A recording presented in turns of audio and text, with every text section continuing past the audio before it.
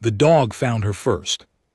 That was the thing nobody ever mentioned afterward, in the debriefs and the medal ceremonies, and the long congressional hearings where serious men in serious suits tried to reduce what happened in the Congo Basin to something that fit inside a PowerPoint slide. They talked about the gadgets. They talked about the tactical response. They talked about first contact protocols and interspecies negotiation frameworks, and the unprecedented geopolitical implications of a sovereign non-human nation discovered beneath a perpetual storm system in Central Africa. They talked about everything except the dog. Mara Chen was 11 years old and carrying a bag of groceries home from the corner market on a Tuesday afternoon in late March when the dog appeared at the end of the block. It was a medium-sized animal, dirty white with a patch of caramel over one eye, and it sat on the sidewalk with the specific patience of a creature that has decided it has found the right person and is prepared to wait as long as necessary for that person to figure it out. Mara stopped walking. The dog did not move. A pigeon landed 6 inches from its nose, and it ignored the pigeon entirely, which struck Mara as the most disciplined thing she had ever witnessed from any living thing, human or otherwise. She pulled a piece of sausage from the grocery bag. Her mother was going to notice that. She fed it to the dog anyway. The dog ate the sausage with great dignity, licked its chops once, and then fell into step beside her like it had always been there, like this had always been the plan. Her mother said no. Her mother said no in 3 languages, twice in English, and also used a very specific tone that Mara had learned years ago meant the conversation was over. Mara spent the walk from the front door to her bedroom calculating the precise odds that this outcome could be reversed, and settled on approximately 0. She named the dog Penny in her head anyway, because the caramel patch over its eye was almost exactly the color of a worn penny, and she figured the name couldn't hurt since her mother couldn't hear her thinking it. Penny solved the problem herself.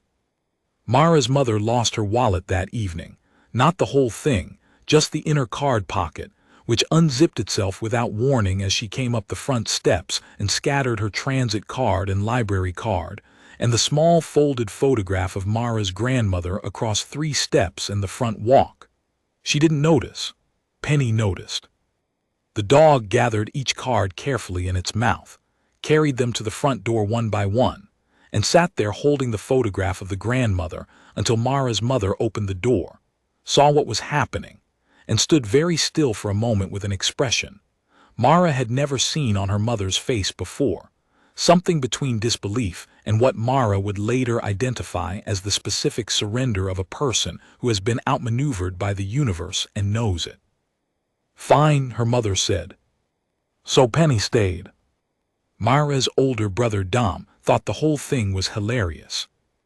Dom was 14 and thought most things were hilarious, but he had a particular laugh for the things that genuinely got him, head back, eyes crinkled, the kind of laugh you couldn't fake, and that was the laugh he used for the story of Penny and the library card. He also immediately decided that the dog needed a better collar than the fraying one it came with, and spent 45 minutes of his own birthday money on a red nylon collar with a small copper tag, and stamped Penny on the tag with the machine at the pet store, and fastened it around the dog's neck with the careful hands of someone performing a ceremony. Dom was the first one to notice that something was wrong. Not wrong exactly, different. He was doing homework at the kitchen table, and Penny was supposedly asleep under the table at his feet. But when he reached down to scratch behind the dog's ears, the dog wasn't looking at him. It was looking at the pile of magazines on the counter, specifically at the one on top, which had a satellite image of the African continent on the cover, because their mother worked in environmental science, and that was the kind of magazine she got. Penny was staring at it with an intensity that didn't belong to an animal that had been found, eating discarded sausage on a sidewalk 3 days ago. "Hey," Dom said. Penny looked at him, then looked back at the magazine. Dom got up and put the magazine on the floor in front of the dog. Penny nosed through it, actually nosed through it page by page, which dogs also do not do, and stopped at a particular 2-page spread. A satellite photograph of the Congo Basin, dense green forest broken by the silver threads of rivers, with one patch of perpetual cloud cover in the upper left quadrant that the caption described as a persistent storm system of unknown origin, never photographed from above due to continuous overcast. Penny put one paw on that photograph and looked at Dom. Dom took a picture of this with his phone and sent it to Mara. Mara came downstairs in her socks and sat on the kitchen floor next to the dog and looked at the photograph for a long time. "You're from there," she said. It wasn't a question.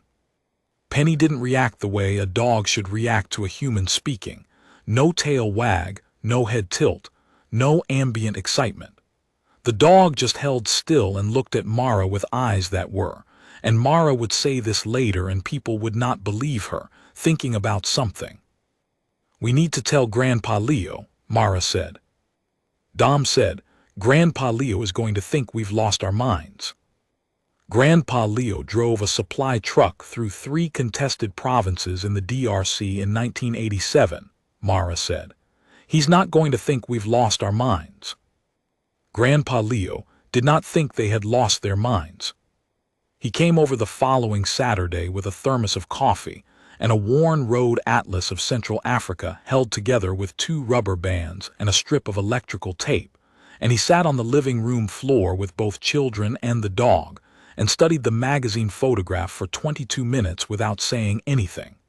Then he said, in the specific voice he used for things he decided, "We're going." Mara's mother said no in 4 languages. She also packed their bags.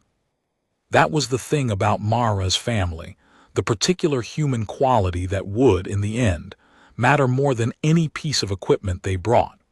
They were the kind of people who said no to things until they understood them, and then said yes to everything after.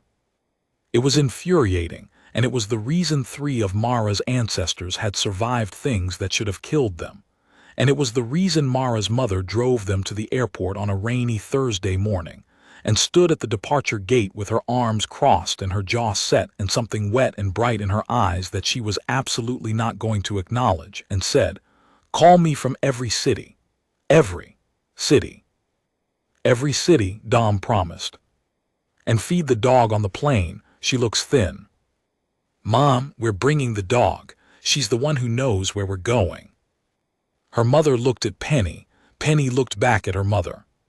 Something passed between them, some frequency outside the range of human language, and her mother uncrossed her arms and kissed Mara on the forehead, and then, after a pause, scratched Penny once behind the ears. They boarded the plane. The thing about the Congo Basin in late March is that it does not want you there. This is not a metaphor or a projection of human feeling onto a landscape. It is a plain description of conditions. The heat is a physical presence. The insects are the kind that make you understand, at a cellular level, why humans developed clothing. The rivers are the color of milky tea and contain animals that have been refining their commitment to eating other animals since the Cretaceous period. The forest itself, when you're in it, has a specific quality of aliveness that is different from forests in other places. Denser, more layered, more aware of itself in a way that you cannot quite articulate but also cannot quite dismiss. They landed in Kinshasa and spent 2 days organizing supplies and convincing a river guide named Etienne to take them upstream on his narrow aluminum-hulled boat. Etienne was 53 years old, had 17 grandchildren whose photographs he kept laminated and tucked into his shirt pocket, and had navigated the Congo River and its tributaries for 31 years. He looked at the map Dom showed him, located the area they were describing, and said, in French, "Nobody goes there." "Why not?" Grandpa Leo asked, also in French. "Because it is the heavy fog place," Etienne said. "Even the birds don't go there." Penny was sitting in the bow of the boat. Etienne looked at the dog for a long moment. Penny looked back at him with those particular eyes. "The dog knows where it is going?" he asked. "Yes," Mara said. Etienne was quiet for another moment, then he said, "My grandfather's grandfather said there was a city in there, a city no human built." He paused. People thought he was old and confused. He looked at Penny again. Maybe he wasn't. He took them upstream. They lost the sun on the second day. The fog came down gradually, and then all at once, the way certain things that have been building for a long time finally arrive. First a haziness at the tree line, then a thickening of the air, then a whiteness so complete and directionless that Mara reached out and couldn't see her hand at the end of her arm. The river sounds continued, water against the hull, birds somewhere above the fog layer, the distant percussion of something large moving through undergrowth, but the visual world reduced to approximately 3 feet of murky light in every direction. Dom, who had been documenting everything on his phone since Kinshasa, checked the battery. 42%. He put the phone in his jacket pocket. "Penny," he said quietly. The dog moved to the bow. And then, this was the part Dom would struggle to describe for the rest of his life, landing finally on the unsatisfying word, navigated. Penny began directing them. Not with sound, not with gesture in any way he could name. The dog simply stood in the bow and its attention shifted, and Etienne's hands shifted on the tiller in response, and the boat moved in the direction Penny was attending to. It was collaborative in the specific way that trust is collaborative, which is to say it required one party to stop asking for proof and simply move. They went through the fog for 4 hours. When the forest opened, it opened all at once. Not fog and then clearing gradually, wall and then absence, as though a door had been passed through. On the other side of the perpetual cloud layer was a valley that should not have existed by any geological argument Mara could construct, ringed by the specific red-orange stone of old volcanic activity, filled with vegetation that was different from the forest they'd come through in a way she couldn't immediately articulate. Older, maybe. More organized.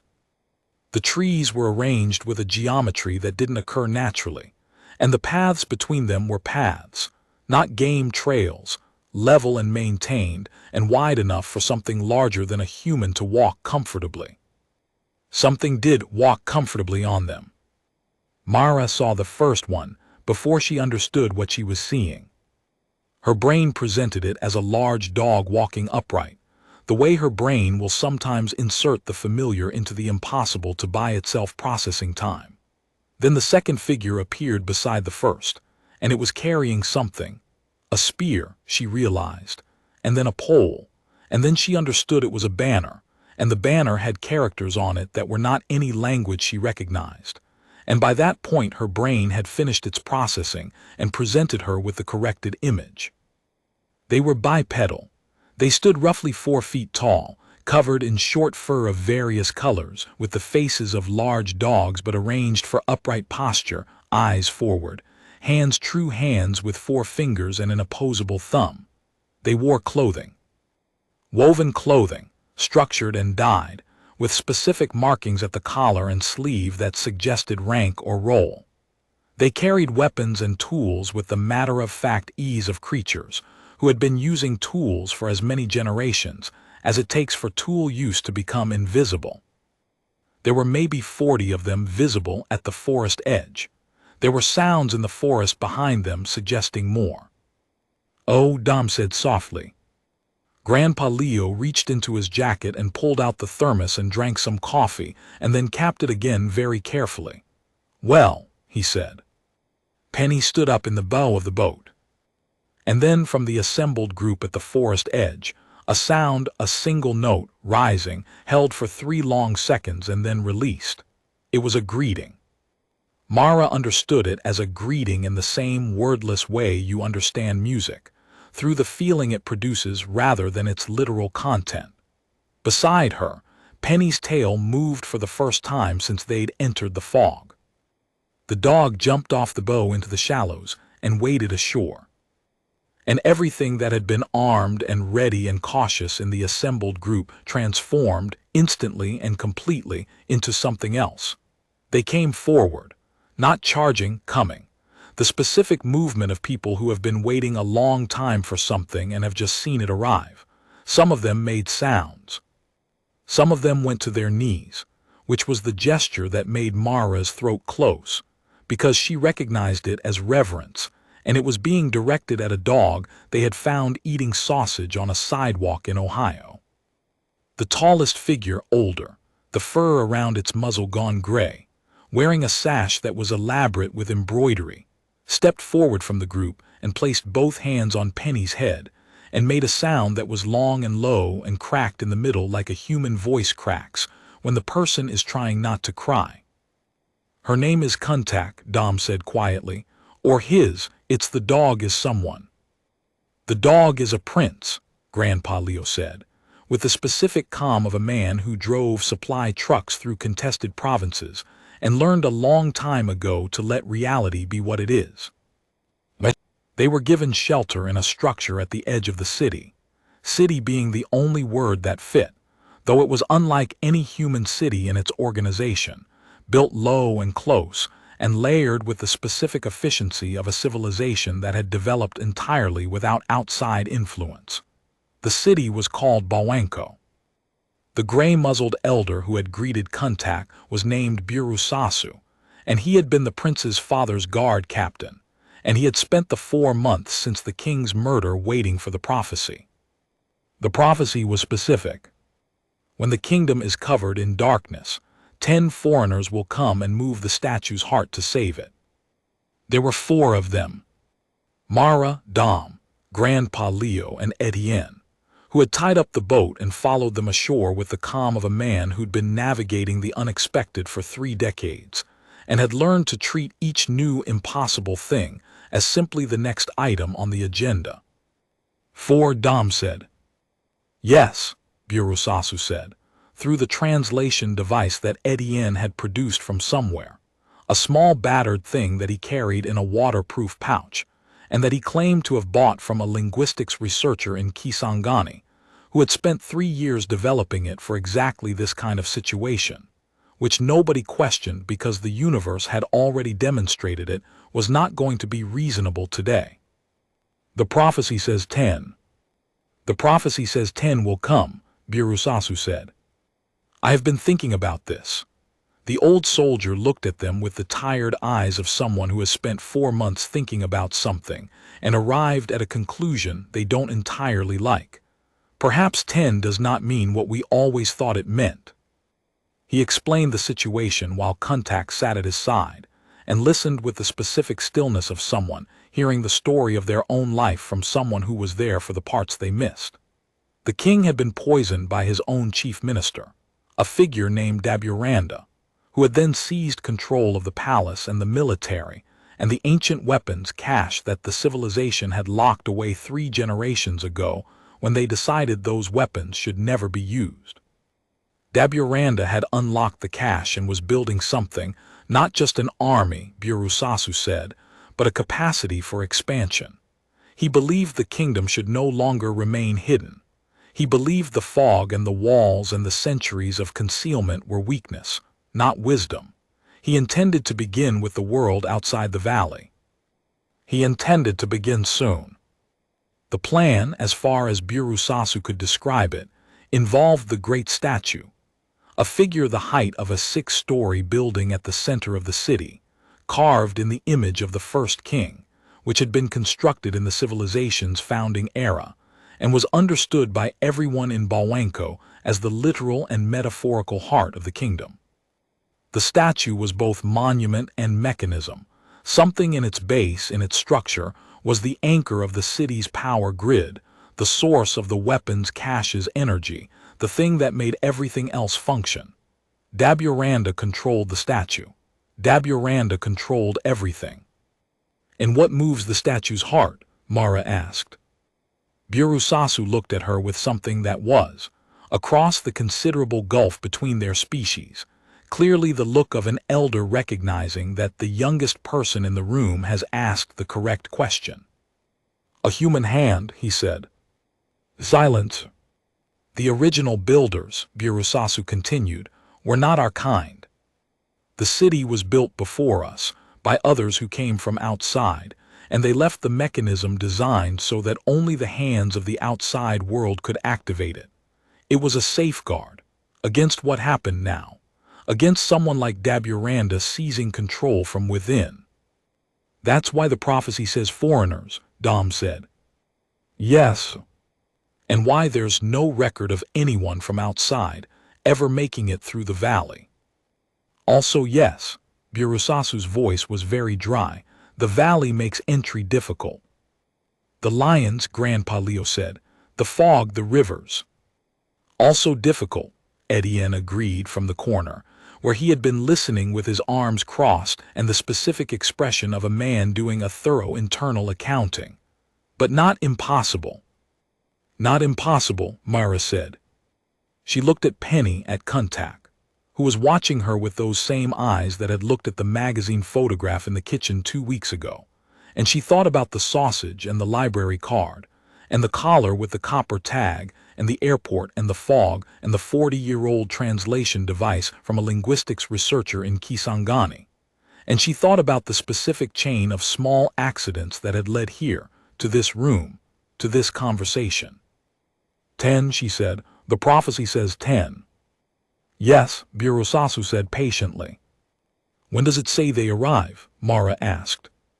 When the kingdom is covered in darkness, Burusasu said, and then he stopped, because Mara was looking at him with an expression he hadn't seen before from an outside creature, and it took him a moment to identify it.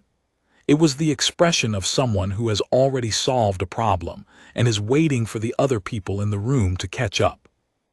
Right now, Mara said, but also, she pulled out the translation device because she was going to need to be precise. Is there a word in your language for the same people, coming twice, for meeting someone who you have already met from the other direction in time? Burusasu was very still. Because the prophecy doesn't say 10 different people, Mara continued. It says 10 will come, 10 will move the statue's heart, we're 4. But we have something Daburanda doesn't. She looked at her brother. We're not afraid of looking stupid. What followed was the kind of planning that happens when you're 11 years old and you have a brother who is irritatingly good at logistics, a grandfather who has driven through things that were supposed to be impossible, a river guide who has been navigating around obstacles for 31 years, and a translation device from a linguistics researcher in Kisangani. It was not elegant. It involved a lot of arguing and 2 aborted approaches, and one moment in the middle of the second night, when Giant found his way to where Grandpa Leo was sitting and broke down. The specific break that happens to people who have been holding everything together through force of will until they physically can't anymore. And the old man sat with him and didn't say anything, which was the thing that was needed. The city was occupied.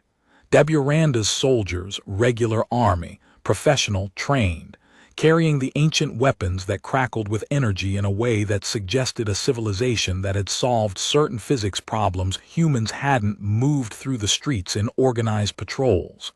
The palace was locked. The statue was guarded. The guards on the statue numbered 12. 12, Dom said. 12 that we can see, Etienne said. Still 12. We're not fighting 12 soldiers, Grandpa Leo said. We're going to the base of the statue. There's a difference. Grandpa, there are 12. We're going to the base, Grandpa Leo said again, with the specific patience of a man who has decided something. And Mara is going to put her hand on the mechanism, and then we will see what the mechanism does. He looked at Mara. Do you know what you're doing? No, Mara said honestly. Good, her grandfather said. In my experience, the people who are most confident about what they're doing in a situation like this are the ones who get everyone killed. Not knowing what you're doing is at least honest. He paused. Also, I have a plan for the 12 soldiers. Grandpa Leo's plan for the 12 soldiers involved Etienne's boat horn, which was preposterously loud, the kind of sound that reorganizes your internal organs, and 3 specific properties of the ancient weaponry that Burusasu had explained. They were energy-based. They required a charging cycle of approximately 8 seconds between uses. And during that 8-second window, the wielder was committed to a fixed position, because the charging drew energy from the ground through their feet. They have to stand still for 8 seconds, Grandpa Leo said. Yes, Birusasu said. And if they're not standing on the ground, the weapon doesn't charge. Also yes. Grandpa Leo smiled. It was the smile of a man remembering something. In 1987, he said, I had a truck full of medical supplies and a checkpoint with 6 soldiers who were not supposed to let anyone through. The checkpoint was at a river crossing. The river was a meter deep. He let that sit for a moment. I have been in this situation before. The weapons are different, but the principle is identical. The boat horn happened at 3 a.m. The sound detonated through the sleeping city, and 12 soldiers did exactly what beings with ears do when they hear a sound that their nervous system classifies as a threat. They turned toward it. In the same moment, Contact Penny, the dog Mara had fed sausage to 3 weeks ago on a sidewalk in Ohio, led 6 of Birusasu's remaining loyal soldiers out of a drainage channel that nobody had been watching because nobody thought anyone would use a drainage channel. And they came up behind the statue guards and the discipline of the thing, the specific efficiency of people who have been waiting and saving their energy for one moment and are now spending all of it. Moved 7 of the 12, before the remaining 5 could bring their weapons to bear. The 5 that remained were standing on stone, their weapons charged. They fired. Nobody was where the weapons pointed. Grandpa Leo had done a very specific thing with the drainage water. The floor around the statue base was wet, ankle deep, running over the old stone in a thin film that caught the torchlight like hammered copper. The soldiers stood in it. Their weapons drew from the ground through their feet. The weapons did not function as intended on a wet circuit. This is a property of electricity that does not require an advanced degree to understand. It requires only the experience of moving water around things that are supposed to work and watching them fail. Grandpa Leo had this experience in approximately 14 countries, and he had never stopped finding it useful. The 5 soldiers looked at their weapons, then at the water, then at the 4 humans and 6 rebel soldiers standing at the dry base of the statue steps. Step away from the weapons, Grandpa Leo said, in the specific tone he'd used at 14 checkpoints across 3 continents. Not aggressive, not frightened, simply matter of fact. The tone of someone who has already decided how this ends and is inviting you to agree. 3 of the 5 stepped away.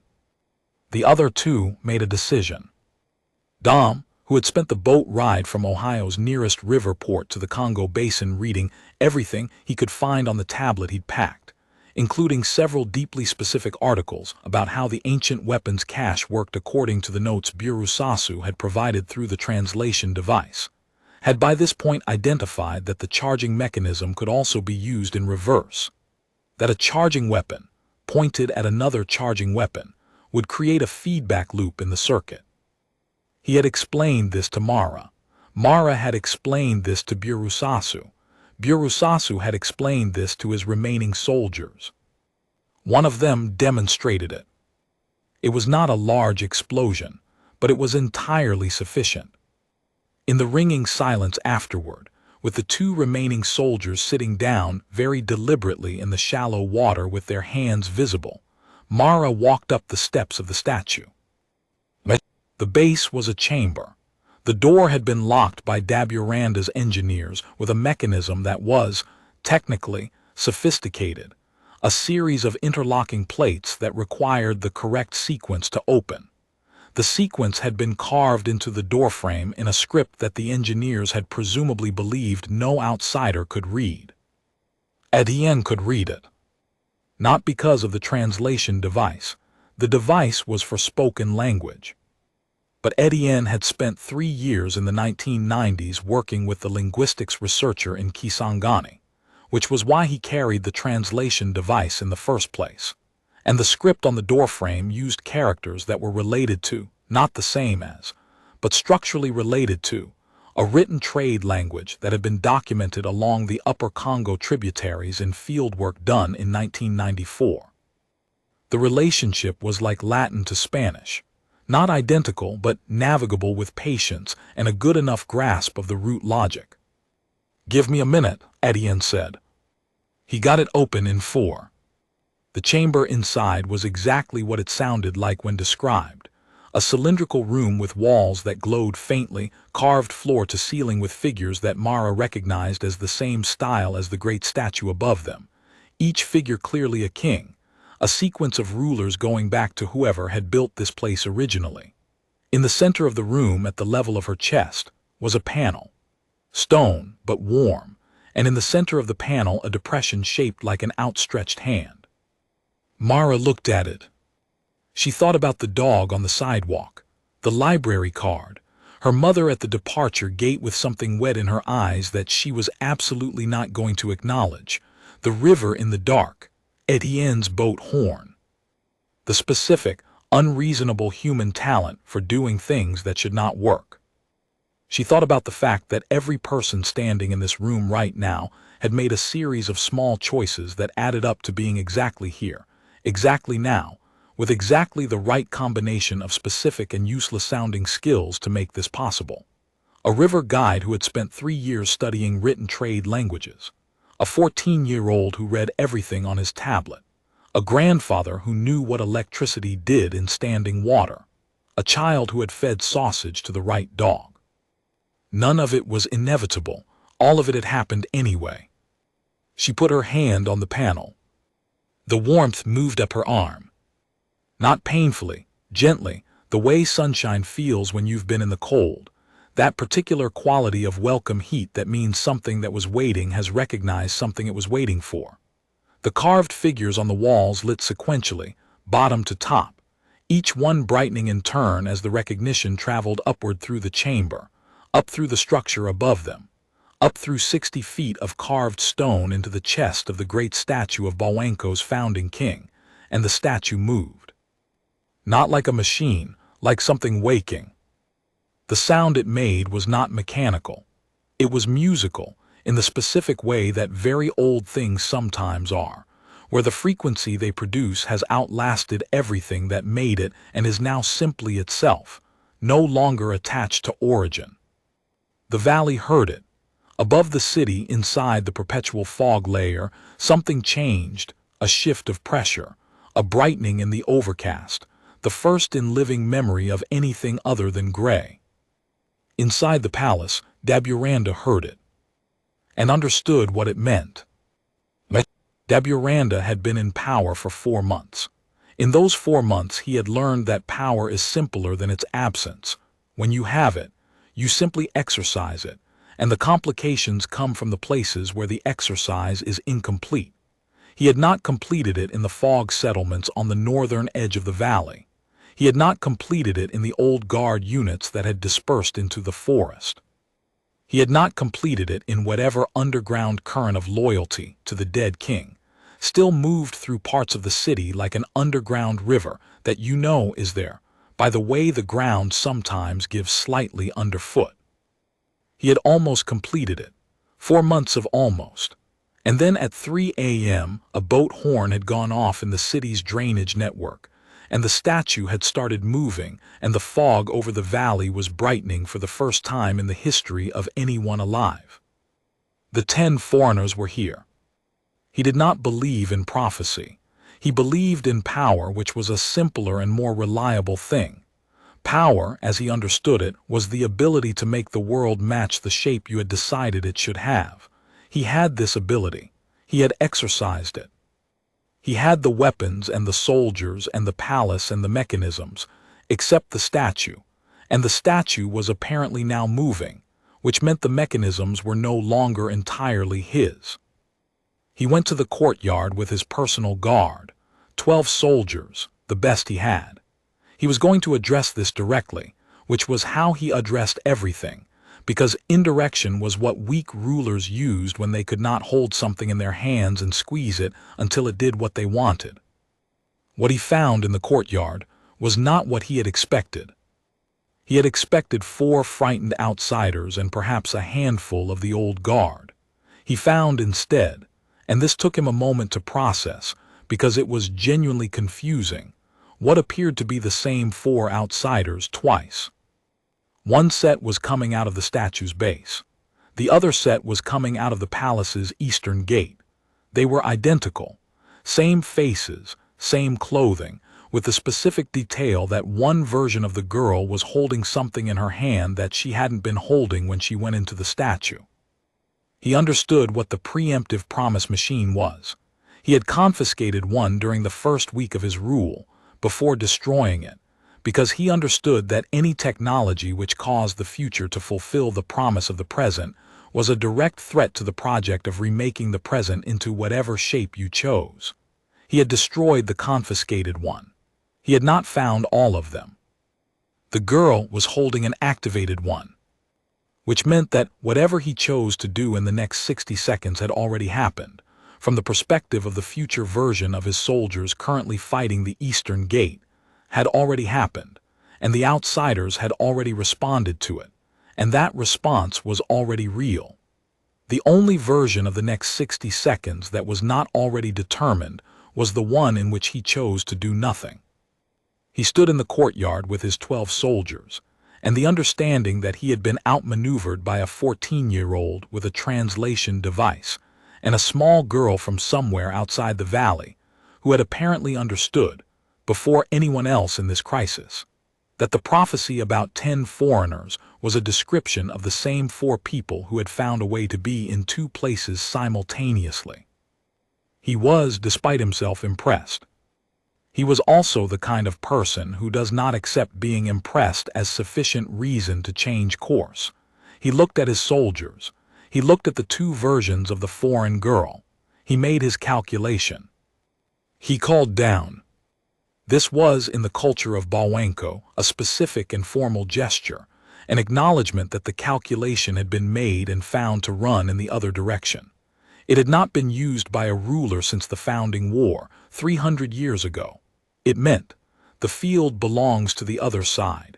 It meant, I am stepping out of the space between the conflict and allowing it to resolve without my opposition. It did not mean surrender. It meant withdrawal. In Bawenko's legal tradition, those were different things with different consequences. Daburanda's soldiers, well-trained and clear on the legal distinctions, lowered their weapons simultaneously. The echo of the statue's music was still moving through the valley air. The hearings afterward were the way hearings always are. Long, repetitive, run by people who were not there, and therefore had questions about things that would have been obvious to anyone who was, and conducted in the specific bureaucratic mode that requires everything extraordinary to be reduced to ordinary language before it can be processed. Mara was patient through the hearings. She was 11 years old and she had sat through a lot of school meetings in which adults talked at length about things they thought she didn't understand, so she was not unfamiliar with the format. What she was impatient about was this: every conversation about what had happened focused on the outcome, the discovery of Bawenko, the ancient technology, the first contact with a non-human intelligent civilization, the geopolitical implications, the question of sovereignty and recognition and international law as it applied to beings who had developed law independently of any human tradition, and whose legal system was, as far as anyone could establish, approximately 300 years more sophisticated than anything humans had built in equivalent conditions. Nobody asked about the dog. She said this once, to the committee chair, a woman in a gray suit who had the clipped patience of someone who has sat through 40 of these hearings and expects to sit through 40 more. The dog, the chair said. Penny, Mara said, or contact depending. She found me first, before any of this. The whole thing started because she let me give her a piece of sausage on a sidewalk in March. She looked at her hands. I keep thinking about what happens if I don't have the sausage, if I'd already eaten it, if I'd taken a different route home. She looked up. You're asking all these questions about the outcome, but nobody is asking about the sausage. The chair looked at her for a moment. "What is your question, Ms. Chen?" "I don't have a question," Mara said. "I just want someone to write down that it started with a dog and a piece of sausage.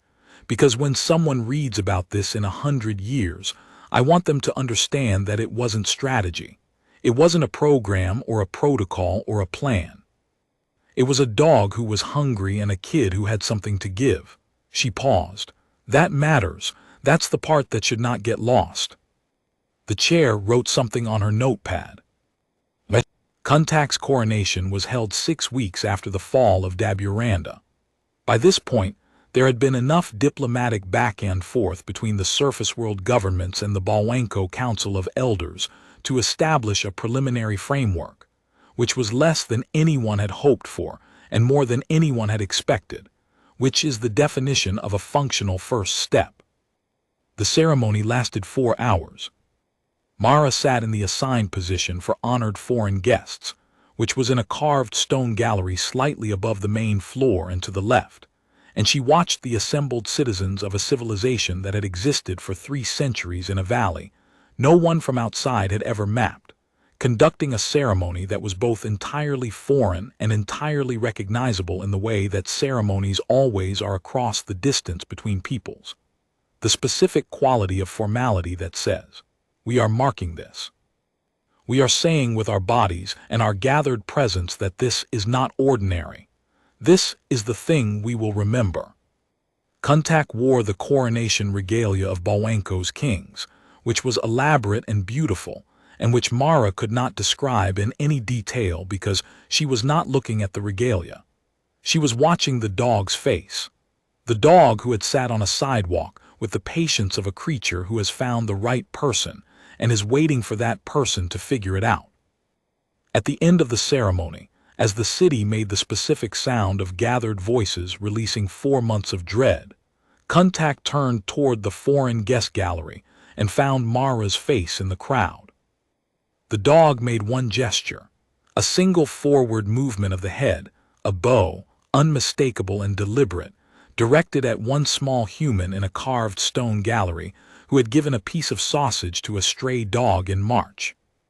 Mara pressed her fist to her heart, because that was the closest gesture she had for what she felt, and what she felt was something that did not have a word in her language. The specific emotion of understanding that something small you did, without thinking, without planning, without any expectation of consequence, turned out to be the exact thing the universe needed done. Dom sitting beside her was making the laugh, head back, eyes crinkled, the real one. Grandpa Leo opened his thermos and poured some coffee and drank it slowly and watched a civilization celebrate the return of its rightful king, and he said nothing, which was exactly right. Etienne was already thinking about the river, about the trip back through the fog, about his 17 grandchildren, whose photographs he kept laminated in his shirt pocket, and what he was going to tell them about the week that a dog on a sidewalk in Ohio changed the shape of the world. He was going to need more than one story. He would start with the boat horn. The fog persisted over the valley, but differently now, not sealed, not impenetrable but selective.